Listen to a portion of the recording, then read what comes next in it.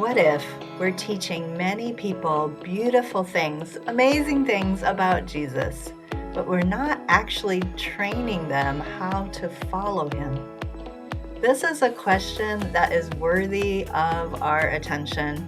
We need to be asking ourselves this because Jesus, he commanded us not to teach information, but he commanded us to go and make disciples. So we need to come back to this question. What is a disciple actually? Well, a disciple is not a passive attender. They're not content consumers. They're not people who simply come and enjoy our sermons or even listen to our podcasts or messages. Disciples are people who obey Jesus. They're people who have chosen to walk on his path of transformation of their lives. You know, in the Great Commission, Jesus said, teach them to obey or observe everything I've commanded you, depending on which translation you're listening to. Well, on today's episode, we're going to focus on this. What is the difference between teaching people about Jesus and training people to follow Jesus? And there's some key shifts that we need to move forward in this. So I'll be right back with that in just a moment. Are you ready to unlock your potential as a disciple maker? Then it is time to dive deeper into the principles that are changing lives with the Multipliers Mindset course. This transformative course accompanies the book The Multipliers Mindset, Thinking Differently About Discipleship by Cynthia Anderson. These lessons will help you not just through reading about a multiplying movement, but how to actively live out a lifestyle that leads towards movements. And here's the best part. It comes with a practical workbook, which is designed to take your learning even further. This workbook guides you step by step to apply what you learn and to impact the lives of lost people around you. With easy-to-follow steps, uplifting lessons, and timeless truths from the book, this course equips you to make disciples and to start groups that multiply. Visit multipliersmindset.com to step further into the work God is calling you to do. Let's multiply together. Okay, well, let's start first by talking about this word observe, which the RSV uses, the Old King James Version, New King James say teaching them to observe all that I commanded you. That's how it translates the Great Commission, that portion of it in Matthew 28:20. Well, the Greek word that is used there for observe or obey, depending on the English translation, is tereo. I'm not sure. I'm not a Greek scholar, but I'm not sure if I pronounce that right, but tereo. And it actually is a term that means to keep or to guard or to watch over carefully, to hold on to faithfully. And it's not really a cognitive or knowledge related word. It's a relational, obedient word, right? Where it's talking about living something out because it matters. It's talking about treasuring something enough that it shapes your behavior. It's used by Jesus in other places where Jesus said, if you love me, you will keep my commandments. Same word, tereo. So what we want to understand here is that tereo doesn't mean it's not merely learning or knowledge or information. It's not agreeing to something intellectually or passive awareness, right? It's about obedience. It's about something being changed and us actually doing and putting things into practice. And I think that's why the NIV translates it obey. It's about, yeah, it's not, Jesus didn't say, teach them to know. He didn't say, teach them to believe, right? He said, teach them to keep or to live or to obey my command. So again, we have to come back to that question. Are we doing that? Is that what we're doing when people come to church or to our disciple making group? Well, there's a few reasons why we have drifted toward teaching and away from obedience or practical application. And I think the first is we have kind of this addiction to knowledge. We love to know, we love to be in the know. But scripture warns against this in James 1:22. James wrote, he said, be doers of the word, not hearers only. And so deceive yourself. He actually calls it deception when we know things but don't do them. We're pretending, we're deceiving ourselves. And I feel like even as Christian leaders, when we enable that, when we encourage knowledge without obedience, we're also like contributing towards people being deceived and deceiving themselves. In Luke 6:46, those incredible words of Jesus and that question that he asked, he said, why do you call me Lord, Lord, and do not do what I tell you? Obviously, obedience and doing, putting it into action really matters to Jesus. Now, we know that the Bible does affirm knowledge. Knowledge is not a bad thing. In Proverbs 18:15, it says, the wise seek after knowledge. And, the real issue is not knowledge, but the issue is, do we obey with the knowledge that we have? Knowledge alone, it doesn't change lives. It doesn't change my life. It doesn't change the lives of those who are discipling or those that we are wanting to see raised up and grow in the faith. But obedience to knowledge does. Another reason why I think we fall into this so easily has to do with the Enlightenment or the Age of Reason, right? During the Enlightenment, knowledge became kind of the highest human good, and reason, or the ability to reason, it kind of replaced obedience as the goal in the church. This quickly happened in society and it influenced the church at large. And I think it still really influences us today. Um, there's this assumption that knowledge leads to obedience, right? Do you ever assume that if they just knew, they would do it? And yet the reality that we see in the church today is that's just not true. In the Bible, we see that obedience, it shapes understanding. It shapes what we need to obey. It is a part of the picture, but it's not the whole picture. Again, an assumption we've made is that if people know truth, they'll change, right? If they just know, they'll change. But biblically, we see that change requires practice. It's when Jesus told the story of the wise and foolish builders. Those who put my words into practice are like, and then he talks about the man who built his house on the rock, right? Um, Practicing, putting things into practice really, really mattered to Jesus.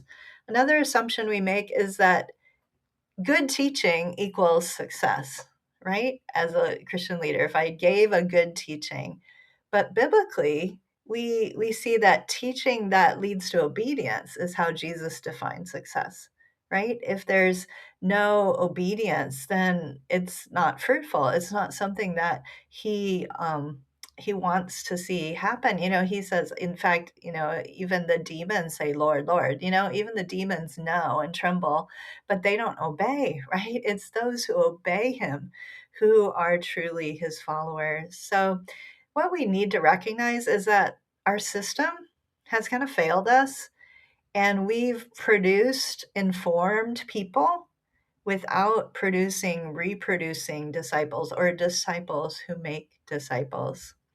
Well, there's a couple key shifts, three, in fact, that I'd like to suggest as we think about this. The first one is that we need to change how we evaluate teaching, right? How do we evaluate whether or not we are teaching people well? And I think we need to define success and evaluate success based on do people do it? Have they actually changed in response to this teaching? Are they doing something different because I have taught them this or I've trained them in this? Did this lead to obedience? These are some questions we can ask, as we evaluate. Was anyone's life practically changed? And is there some way that what I taught is actually being practiced and leading to change in people's lives? Is it leading to change in mine? I'm going to be honest and say there's times when I have taught something that I didn't practice. Well, that's a failed teaching, and I am a failed teacher when I teach something that I don't do, right? It's not okay to teach people about things without doing something with what has been taught. So, the first thing, again, is change how we evaluate the success of our teaching or our training. The second one is start teaching toward action, not insight. So every time we teach, whether we're teaching in a YWAM discipleship training school for a whole week, or whether you're teaching for 10 minutes, or you're doing a discovery study together, whatever it is you're teaching, maybe you're running a training for new disciple makers, or maybe even it's a teaching on marriage or a conference. Our church just had a conference on marriage. Make sure that every teaching moment leads to a specific response, an action step. One of the things we do when we train disciple makers all over the world is the last 30 minutes, last hour of our training is devoted to, okay, you've learned a lot. Now, what are you going to do? And they write down action steps. And then they have accountability partners that in the next few weeks, they're going to talk to each other. They're going to send WhatsApp messages or ways to contact each other and say, did you do what you said you were going to do? And they're specific, they're measurable, and they write those down. So consider that. Start teaching towards action, not insight. And this applies to, discovery Bible studies. It applies to sermons. It applies to Bible studies or classes. It even applies to this podcast. And you will have noticed if you've been listening for a while, there's always an action step at the end of every podcast. So make sure that there's a um, practical application to your message. Not just this is what you should know, but this is what you should do. Or ask people to make that application and then share it with somebody or write it down so there's something specific. Here's a practical example that I've been thinking about.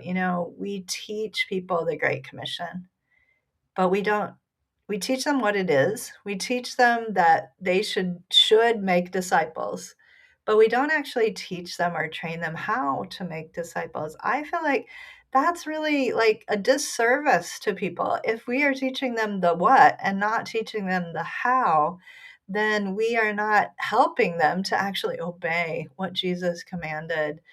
It's the same with evangelism. How many times have we said, go share your faith with your neighbor? How many times do we hear that said? On the Bible app or whatever, go share with somebody today. But we don't actually help them know how to share. How do you start a spiritual conversation in practical ways? How do you share the basic, simple gospel message? So many Christians don't know how to share their faith. They know they should, so they have this guilt, but they don't know how. We rarely model how to share. We rarely practice among Christians and in our groups how to do it. And we especially rarely check after we've given a training, did they actually do it? And, we're never going to get 100%. But if you're not getting, at least 20, 30, 50% of people doing the thing that you train them to do, then there's something wrong with the way that we're training or teaching people. Wouldn't you agree? So that's the second real key, is just to start teaching toward action, not just teaching toward insight.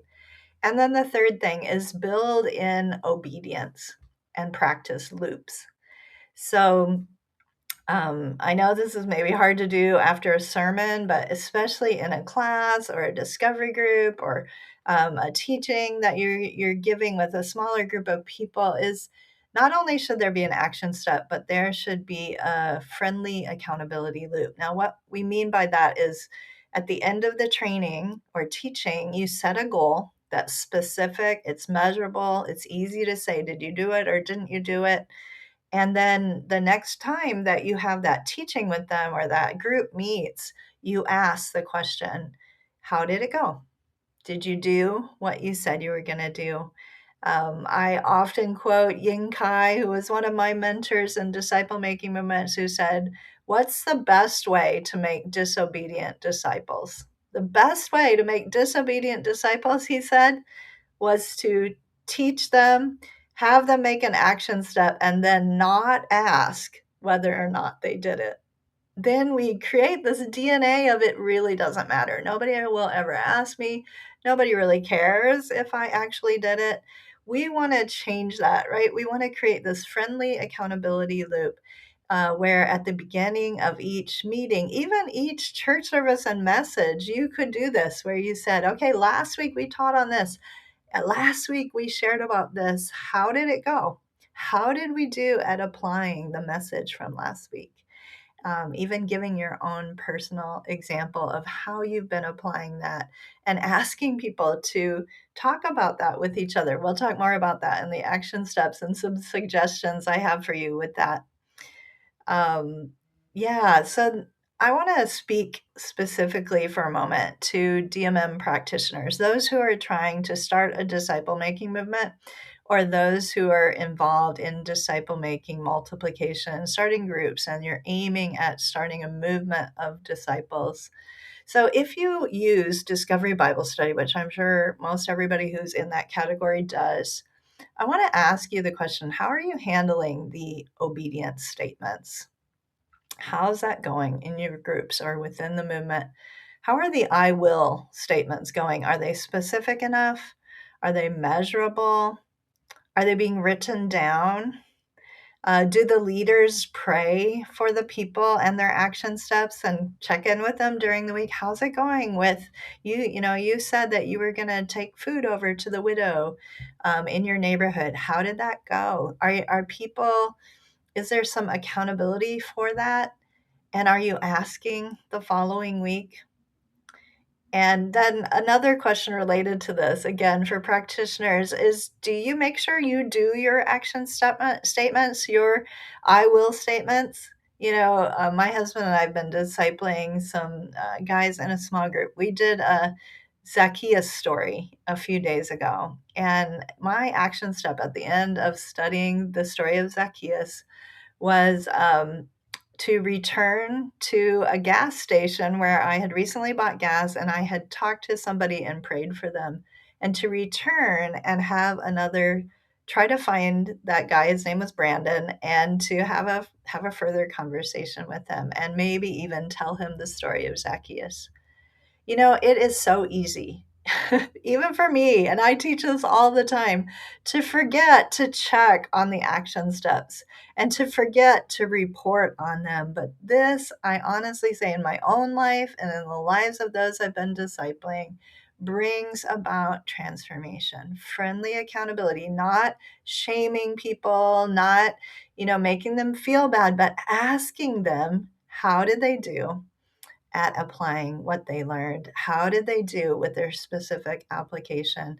This DNA can come into your discovery groups. It needs to if it's not there. And if you think it's there, evaluate, check, look down the line and do some checking and ask people, maybe third generation down, how are they doing at the obedience step? Are they asking the following week if this is happening? The bottom line for all of us is that when we teach for knowledge instead of for obedience, transformation is slow in people's lives, our own included. And multiplication either dwindles. So as we go forward, we want to reevaluate our disciple making. Right? Are we training people to follow Christ, or are we mainly teaching about Him? Another key shift that we don't have time to talk about today is moving not only from knowledge to obedience, but also knowledge to skills and practicing obedience related things that require skill, like evangelism skills or discovery groups or things that we need to learn how to do. Are we actually helping people develop the skills they need to obey Jesus and to follow his commands? Do they know how to pray for the sick? Do they know how to do the things that are needed to be a disciple who makes disciples? In the modern church, we almost never emphasize skills, especially in our main services or our church services. So, we're going to have another podcast on that sometime in the near future. So, we'll look forward to that. Well, I'll be right back with your action step and a few key takeaways in just a moment.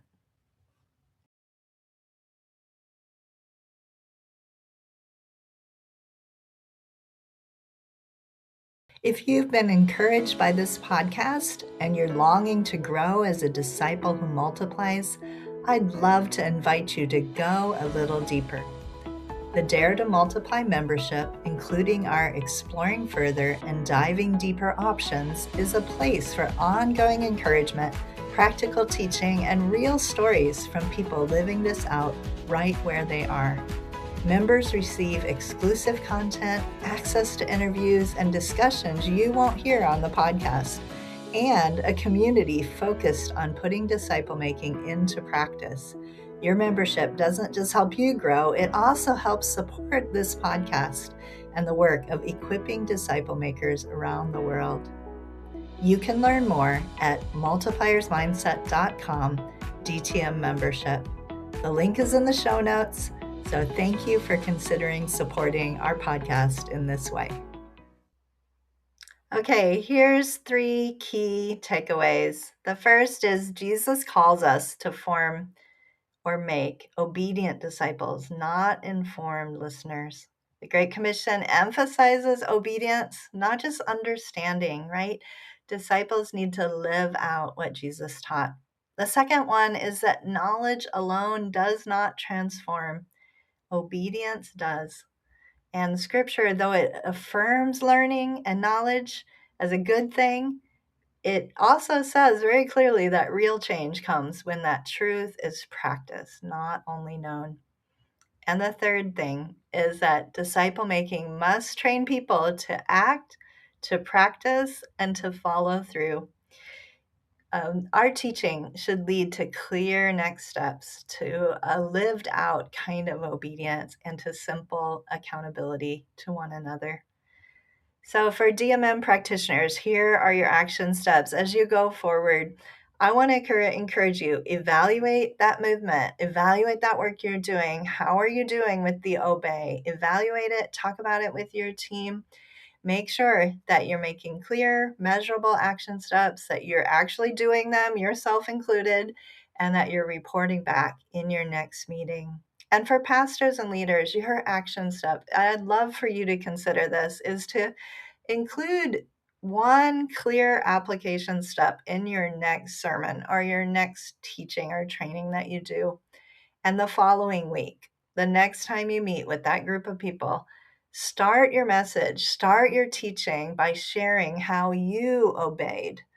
Tell a story of how you obeyed what you had made your action step together with them, and then invite them in pairs of 2 to talk about how they did at obedience and start to develop this brand new DNA in your group. God bless you guys. Keep making disciples, keep multiplying disciples, and we will see you in the next episode. That's all we've got for this episode of Dare to Multiply. One thing that would really help both us and other people who might like to listen in is for you to rate and review the podcast, if you haven't done that yet, on iTunes, Spotify, or wherever you listen. I'd also love to connect with you on Instagram, LinkedIn, or Twitter. Feel free to message me with any topics, questions you'd like addressed, or guests you'd like me to interview. Until next week, then, please remember, no matter how ordinary you feel, God's dreams for us are always bigger than we can imagine. Let's dare to trust Him for a greater harvest.